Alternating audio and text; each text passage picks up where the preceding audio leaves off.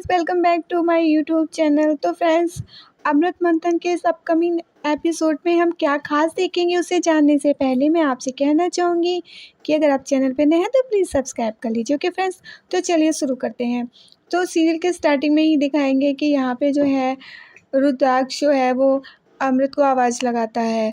तो भी जो युग होता है वो कहता है कि मैडम जी की आज कुछ तबीयत ठीक नहीं है इसलिए वो आराम कर रही हैं। तभी फिर वहाँ पे अमृत आने लगती है कोट लेके रुद्राक्ष का। अब वो रुद्राक्ष को कोट देती है कुर्ता, तो वो कहता है कि अब इसके बटन कौन खोलेगा।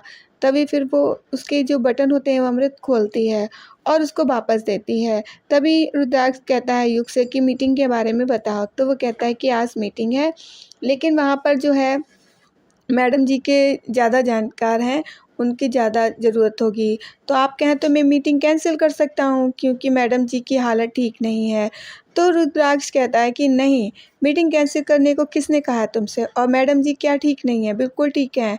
और तभी कहता है कि मैडम जी आप तो ठीक है ना बिल्कुल। और तभी वो मुस्कुरा के कहने लगती है हाँ। तो कहता है जाइए, तो आप जो है तैयार हो ये जाकर। तभी फिर वो वहाँ से जाने लगती है, लेकिन वो लड़खड़ा के चल रही होती है, उसकी चोट लगी हुई होती है। तो कहता है कि इस तरीके से मत चलो। रुकदास उससे कहता है कि ठीक से चलो। तो वो ठीक से चल के जाने लगती है। फिर इधर दिखाते हैं कि यहाँ पे जो है अगम के पास फ़ोन आता है युग का।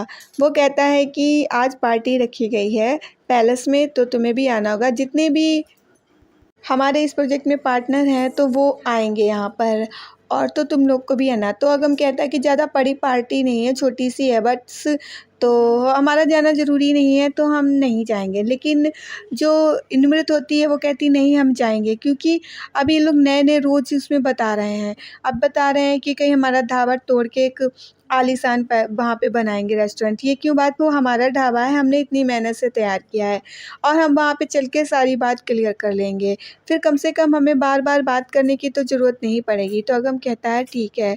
फिर वो वहाँ से चला जाता है और अमृत सोचती है कि चलो इस बहाने हमारी मुलाकात जो अमृत से हो जाएगी। निमृत ये सोचती है और उससे मैं पूछ सकूं शायद कि क्या बात है, शायद वो मुझे बता दे।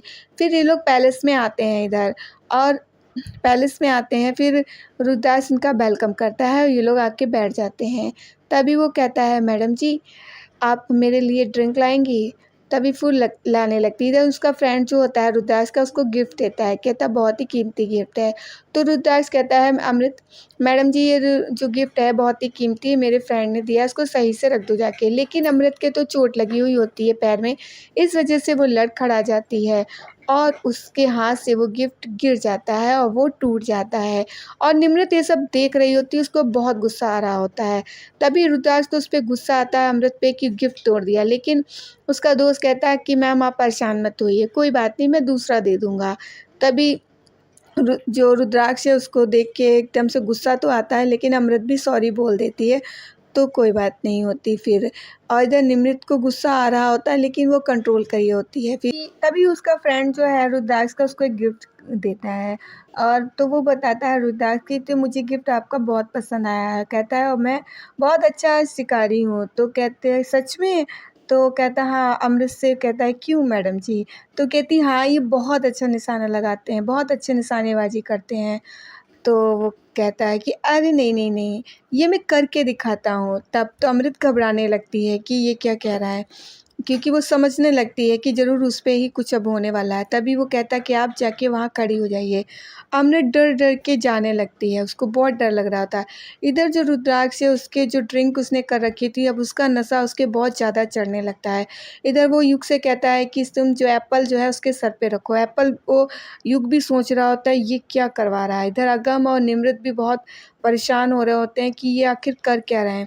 युग जाता है उसके सर पे जो है एप्पल रख देता है, और अमृत बहुत घबरा रही होती है कि उस इतनी ड्रिंक कर रखी, कहीं ऐसा ना हो कि उसके लग जाए, लेकिन वो कुछ नहीं कह पाती है। तभी वो निशाना लगाने के लिए रेडी होता है, और इधर निमृत ये सब देख के बहुत ज़्यादा घबरा रही होती है कि ये क्या हो रहा है। और फिर वो तुरंत जो है वो कहता है मुझसे अच्छी निशानेबाजी कोई नहीं कर सकता है, और तुरंत वो जो है निशाना लगाने लगता है। और अमृत को बहुत गुस्सा आने लगता है कि ये क्या है, किसी के सर पे एप्पल रख के वो घबराने लगती है और वो गुस्सा कंट्रोल कर रही होती है। इधर वो निशाना लगाने लगता है और अमृत मन ही मन में इतना घबरा रही होती है, सोचती है कि कि कहीं ऐसा ना हो कि उसके लग जाए, क्योंकि उसे पता है कि ऐसा हो सकता है। और निमृत उसे देख रही होती है कि ये मना नहीं कर रही, आखिर ये कैसे सब सह रही है। तभी वो जैसे ही उस पे निशाना लगाने के लिए तुरंत वहाँ पे जो है निमृत आ जाती है और कहती, ये कौन सा तरीका है अपने निशानेबाजी दिखाने का? हाँ, होंगे आप बहुत धुरंधर निशाने में, लेकिन किसी की जान के साथ खेल के अपने निशानेबाजी प्रूफ करना, ये कौन सा तरीका है? आपको किसी इंसान पे इस तरीके से आपको दिखाई नहीं देता? रुद्राक्ष को बहुत तेज गुस्सा आ रहा होता है, वो तो उसे युग को भी देखता है और वो रुद्राक्ष कुछ नहीं कहता है वहाँ पे, क्योंकि उसके फ्रेंड्स होते हैं। तभी युग भी वो आ जाता है, अगम कहता है, किसी इंसान की जान खतरे में डाल के निशानेबाजी करने का शौक, ये कौन सा तरीका है? तभी वहाँ पे अमृत कहती, चुप रहो। कहती है, तुम लोग क्यों बीच में पड़ रहे हो? मुझे इनके निशाने पे पूरा विश्वास है, मुझे पूरा भरोसा है। एक बार बस से फायर करते और प्रूफ हो जाता है कि कितने अच्छे निशानेबाज हैं। लेकिन तुम लोगों को न चैन नहीं है निमृत, तुम बिना टांग अड़ाए नहीं मान सकती हो। बस तुम बीच में आ गई। तभी क्योंकि वो अमृत घबरा रही होती है, इसलिए वो सब बोलती है निमृत से। निमृत सोचती ये क्या बोल रही है। वो कहती, मैं तो तुम्हारी बस इसलिए आई थी कि कहीं ऐसा ना हो। वो कहती, नहीं, तुम बीच में मत बोला करो। तभी फिर जो है रुद्राक्ष से कहती, सॉरी, इन लोगों की वजह से मुझे पूरा विश्वास था आपके निशाने पर, बस बीच में आ गई। रुद्राक्ष को गुस्सा तो आ रहा होता है, लेकिन उस समय वो कुछ भी नहीं बोलता है, चुप रहता है। तो लेकिन अमृत समझने लगती है कि अब कुछ गड़बड़ ज़रूर होगा, लेकिन फिर भी वो चुप रहती है। तभी रुद्राक्ष जो है वो वहाँ पे खड़ा होता है और उसे गुस्सा आने लगता है, लेकिन वो कुछ नहीं वहाँ पे कहता है।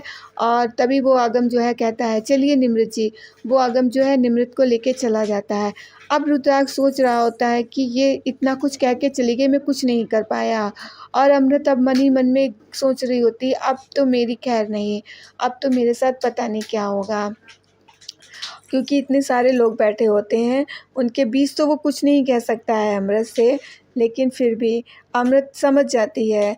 फिर इधर दिखाते हैं कि निमृत जो है घर पे पहुंच चुकी होती है और वो खड़ी होती है। तभी अगम आता है, कहता है, क्या हुआ निमृत जी, आप क्यों परेशान हैं? कहती है, आज जो अमृत के साथ ही कितना गलत है, ऐसे कौन कर सकता है किसी के साथ? तो कहता है, निमृत जी आप जो हैं बहुत अच्छे दिल की, इसलिए आप ये सब सोच रही है, मगर मत सोचिए, वो अमृत की लाइफ है, आपने देखा नहीं अमृत ने कैसे कहा। लेकिन निमृत कहती है, लेकिन अगम जी मैं क्या करूँ, मेरा मन नहीं मानता है, मैं सब नहीं देख सकती हूँ। तो अगम कहता है, मैं जानता हूँ निमृत जी आप बहुत अच्छी हैं, आप उसकी जगह कोई भी होता तो आप शायद यही करते हैं, क्योंकि आप दिल की बहुत अच्छी हैं। लेकिन आप अमृत को भूल जाइए, ये सब छोड़ दीजिए, वो जैसे जो कर रही है उसे करने दीजिए। क्योंकि वो कहती है, मैं सोच रही हूँ वो ये वही अमृत है जो किसी का कुछ नहीं सुनती, ये आराम से उसकी सब बातें सुनती है। वो कहता है, ये तो मैं भी सोचता हूँ, लेकिन फिर भी वो जब हमारी मदद नहीं लेना चाहती किसी चीज़ में, तो आप क्यों? तो वो कहती, हाँ, मैं भी यही सोचती हूँ, लेकिन फिर भी मैंने जो सब देखा है ना, मुझे तो लगता है कि पता नहीं ऐसा क्यों हो रहा है, मैं जानना चाहती हूँ इसीलिए। तो कहता है, नहीं मैं निर्मित जी आप प्लीज़। तो कहती, हाँ ठीक है, शायद आप ठीक ही कह रहे हैं अगम जी, कि मुझे नहीं बोलना चाहिए उसके बीच में। वो जो कर रही है अपनी मर्ज़ी से कर रही है, और फिर मैं जब भी बोलती हूँ तो उसको बुरा ही लगता है। तो अगम कहता है, हाँ निमित जी, प्लीज़ आप जो है अपना ख़्याल रखिए और ये सब मत सोचा करिए। तो फिर जो है निमृत जो है उसके गले से लग जाती है। इधर दिखाते हैं कि इधर जो है अमृत जो होती है वो खड़ी हुई होती है। तभी वो जान रही होती है कि अब क्या होगा। तभी वहाँ पे रुद्राक्ष आ जाता है और रूम में, और जो अमृत होती है वो काफ़ी घबराई हुई सी होती है। तो कहता है, तुम्हारी निमृत मुझे इतना कुछ कह के चली गई, बहुत हिम्मत है इस औरत में, मानना पड़ेगा। बिना डरे बिना घबराए इतना कुछ रुद्राक्ष खुराना से बोल दिया, ये बिल्कुल भी नहीं, इतना रुतबा है मेरा। तो कहता है, क्यों युग, तभी तुम्हें उससे प्यार हुआ था हैं? बोलो ना युग। तो युग कुछ नहीं बोलता है। तो इधर अमृत घबराने लगती है, सोचती है अब क्या होगा युग के। तो अभी युग से कहता है कि, तो अभी युग पे गुस्सा दिखाता है वो कि जब वो, इसीलिए तुम वहाँ पे नहीं बोले, जब मुझे इतना कुछ वो कह रही थी तब तुम बोल सकते थे, लेकिन तुम कुछ नहीं बोले क्योंकि तुम तो उससे प्यार करते हो।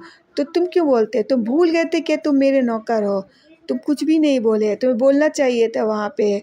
तो इधर युग कुछ नहीं बोलता है, वो युग को काफ़ी ज़्यादा उल्टा सीधा कहता है। युग चुपचाप सुन लेता है, कहता दफ़ा यहाँ से चले जाओ।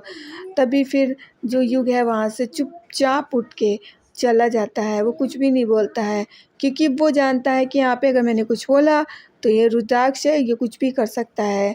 चुपचाप वो सर नीचे झुका के चला जाता है और अमृत जो है वो घबराने लगती, सोचती है अब मेरी बारी है। तभी रुद्राक्ष जो है वो अमृत के पास आता है और कहता है अब तुम्हारी बहन ने इतना गुस्सा दिलाया है मुझे, या तो ये गुस्सा किसी पे उतारना ज़रूरी है, नहीं तो वो घबराने लगती, तो कहती है कि रुद्राक्ष मुझे नींद आ रही है, मैं बहुत थक गई हूँ, मैं सोने जा रही हूँ। तभी वो जाने लगती है, तभी अचानक से पीछे से आवाज़ लगाता है रुद्राक्ष, रुको अमृत। कहता है गुस्सा निकालना ज़रूरी है या फिर, और तुम इतनी जल्दी भी क्या है जाने की? अब इतना सब मेरे अंदर भरा हुआ है, इतना गुस्सा, तो अब उसका क्या? हाँ, और तुम ऐसे जा रही हो? निमृत पे तुम कुछ नहीं कह सकता हूँ, क्योंकि वो मैं उसका मालिक नहीं हूँ, लेकिन मैं तुम्हारा मालिक तो हूँ ना, मैं तुमसे तो कह सकता हूँ। तभी फिर जो है उसको वो धक्का दे देता है। फिर तो दिखाते हैं कि यहाँ पे जो निमृत होती है वो पूजा कर रही होती है। तभी वो पूजा करते हुए कहती है कि माँ, अमृत को हमसे दूर रखना, मेरी फैमिली को बचा के रखना, क्योंकि वो सोचती है कि उसने कह के गई थी कि अभी तो मैं जा रही हूँ लेकिन लौट के मैं वापस ज़रूर आऊँगी। तो ये प्रार्थना कर रही होती माँ से। तभी फिर ये जाने लगती है, लेकिन अचानक से फिर इसके मन में ये ख्याल आता है कि उसको उसने देखा था इतनी बुरी हालत में, रुद्राक्ष जिसको इतना परेशान कर रहा था। फिर वो कहती है कि अमृत तो माँ वो नहीं समझ पा रही है वो क्या कर रही है, उसको सद्बुद्धि दो और उसको जो है मार्गदर्शन करो। फिर वो निमृत वहाँ से जाने लगती है और वो काफ़ी परेशान होती है अमृत को लेकर, तो वो जाने लगती है फिर। तो फ्रेंड्स आज के लिए इतना ही। वीडियो अच्छी लगी तो लाइक कीजिएगा, चैनल पे नया है तो सब्सक्राइब कीजिएगा। ओके फ्रेंड्स, तो मिलेंगे नेक्स्ट वीडियो में, तब तक के लिए बाय बाय।